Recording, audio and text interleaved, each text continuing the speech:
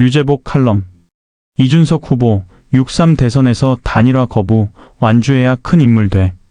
류재복 본지 발행인. 민주당 이재명 대선 후보가 오늘 25일 국민의힘 김문수 후보와 개혁신당 이준석 후보의 단일화 가능성과 관련 내란 단일화를 할 것이라고 예측한다고 밝혔다. 이재명 후보는 이날 여의도 당사에서 열린 기자간담회에서 개혁신당은 국민의힘 아류이고 국민의힘은 내란 행위에 선을 긋지 않고 오히려 계엄 해제와 탄핵에 반대하고 내란 수계 복귀에 최선을 다했다며 이준석 후보는 국민의힘 대표에서 밀려 나왔을 뿐 본인이 스스로 나왔다고 보기는 어렵다. 그래서 결국에는 다시 합쳐서 보수 정당의 주도권을 갖고 싶어 하는 것 같기에 이번 기회에 본색대로 단일화할 것으로 본다고 말했다. 이 후보는 또 더군다나 큰 미끼도 있는 것 같다. 당권을 주겠다. 총리를 주겠다는 이야기도 있었다는 설도 있기에 그런 걸로 보면 양측의 이해관계가 맞아 떨어진다면서 결국 그들은 단일화를 할 것이라 보고 당연히 이에 대비하고 있는데 단일화에 대해 국민이 어떤 평가를 할 것이냐에 대해선 여론조사에서 일부 볼 수 있는데 얼마나 시너지가 있는지 모르지만 정치적 이해관계를 따져보면 단일화하는 것이 쌍방에 모두 도움이 되기에 단일화 가능성이 매우 높다고 말했다. 그러나 당사자인 이준석 후보는 김문수 후보와 단일화 담판 계획은 전혀 없다. 얼마 전 아침에 일어나니 국민의힘 의원 4명 정도가 안부 전화 연락이 왔지만 답을 주지 않았다면서 국민의힘은 어부지리로 안쳐가는 주제의 단일화 프레임으로 선거를 혼탁하게 하지 말고 이 판에서 빠져달라. 국민의힘이 옆에서 도움 안 되는 얘기를 하지 않았으면 이재명 후보 지지율은 40% 초반까지 떨어졌을 것이라고 비난을 하면서 국민의힘은 단일화 담론으로 이재명 후보를 돕고 있고 이재명 도우미를 자처하고 있다. 자꾸 단일화 무쇠 단일화 앵무새 같은 행동을 하니까 이재명 후보가 망상에 찌들어 나 이준석이 단일화할 것이라는 얘기를 한다고 주장했다. 이렇듯 이준석 후보는 완주 의지를 밝히며 연일 김문수 후보와의 단일화에 선을 긋고 있다. 이제 6.3 대선이 9일 앞으로 다가오면서 이준석 개혁신당 대통령 후보를 향한 국민의힘의 단일화 구애가 그만큼 절박해지고 있다. 대선 투표용지 인쇄가 오늘 25일부터 시작되는 만큼 단일화에 성공하더라도 효과는 반감될 수밖에 없다. 1차 마지노선을 넘긴 국민의힘은 사전투표 5월 29에서 30일 전인 오는 28일을 배수진으로 압박 강도를 높여갈 전망이다. 국민의힘은 이 후보의 단일화 공개 거부 입장 발표 이후에도 물밑에서 단일화 노력을 이어가고 있다. 특히 이준석 후보가 최근 여론조사에서 10% 지지율까지 치솟는 점을 고려하면 본 투표율에 육박하는 사전투표 이전 단일화 불발은 효과가 절반 이하로 급감할 수밖에 없다.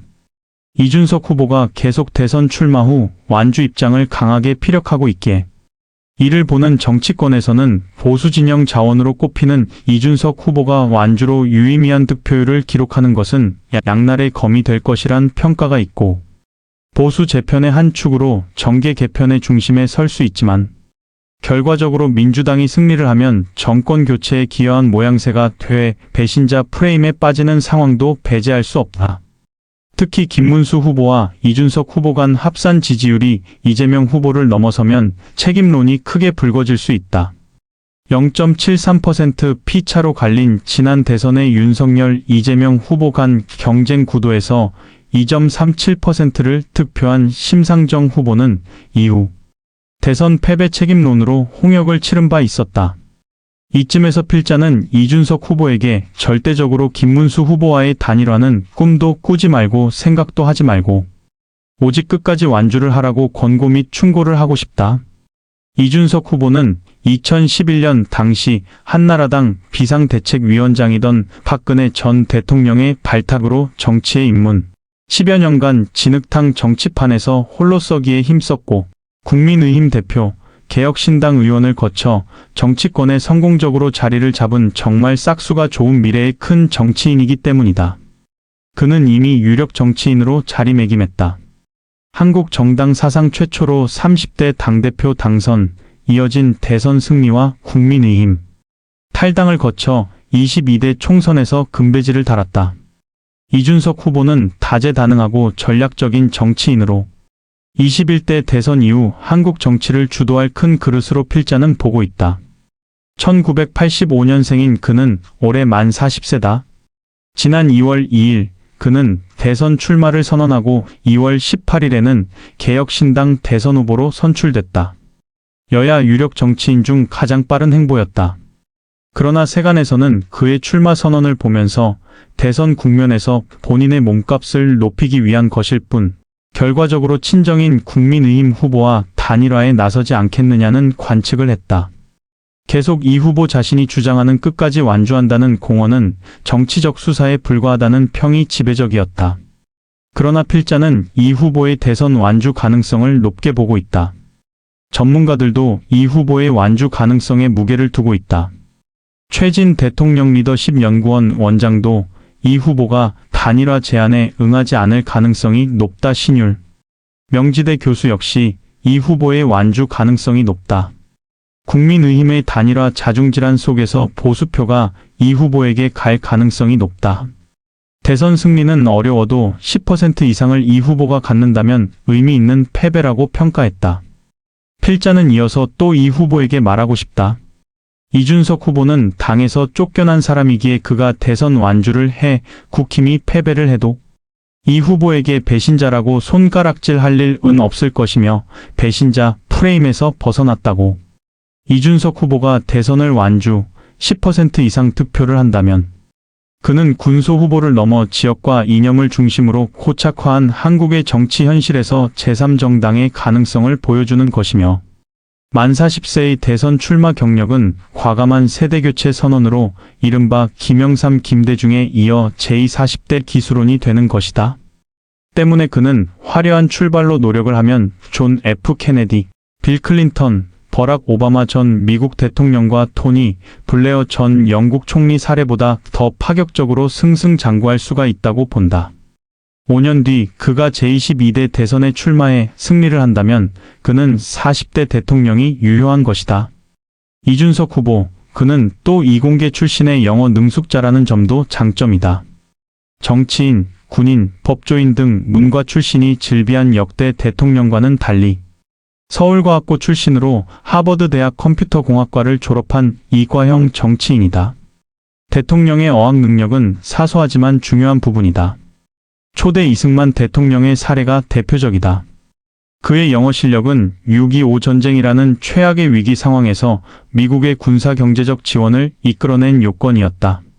조갑제닷컴의 조 대표는 국민의힘의 대선 참패를 기정사실화하면서 대선 이후 이준석 후보가 보수 재편의 키를 쥐게 될 것이라며 이준석 후보가 국민의힘 후보와 비슷한 득표를 할지 모른다는 생각이 들고 정치적으로 상당한 세력을 만들 수 있다고 전망했다. 맞다. 필자가 보기에도 이번 선거에서 이 후보가 김문수가 구애하는 단일화를 물리치고 완주만 한다면 그는 보수 진영의 주도권 칼자루를 쥐고 언젠가는 꼭 한번 대통령을 할 것으로 보고 있다. 류재복 대기자 필자 양력 한국프레스센터 한국어문기자협회 사무국장 중국길림신문 서울지국장 외신기자 외교부 통일부 청와대 출입기자 중국인민일보의 외판 한국판 편집인 특별 취재국장 종합일간지 일간투데이 중국 전문 대기자 서울뉴스통신 중국 전문 대기자 아시아타임즈 대기자 코리아 데일리 대기자, 국회 출입기자 등 역임, 특수임무 국가유공자 첩보부대 HID, 중국 칭다오빈하이 대학 명예학장, 현 한반도평화통일준비위원회 고문 현, 남북이산가족협회 회장 저서사, 이칠과 김대중, 국민을 살리는 마지막 선택 2019 특명김 일성 시신을 확인하라 2024 정명석, 그는 무죄다. 왜? 2024 사사에 패사한 윤석열, 그가 갈 곳은? 2025 현재 정경시사포커스 발행인 대기자, 유튜브 정경시사포커스 TV 대표